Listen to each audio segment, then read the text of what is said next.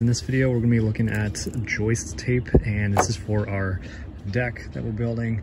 And basically the whole point of this is to help protect your joists and your blocking and your rim joists, everything else from water. So when we have our final deck boards on top of this thing, any water that kind of gets through here, ideally this tape kind of creates a little barrier that helps protect this wood so that you get a little bit more life out of your deck, especially given that we're going to be going with some composite decking that should last 20 years. So hopefully, you know, this stuff helps protect this wood all that much more. So very, very straightforward to do.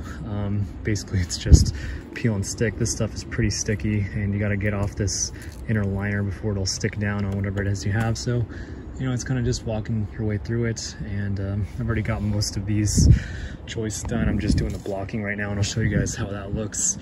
And I'm also gonna do the other wood, or whatever you call these things, for the picture frames here. So everything underneath of this will be sealed up, and then we'll be good to finally start putting down our actual deck boards.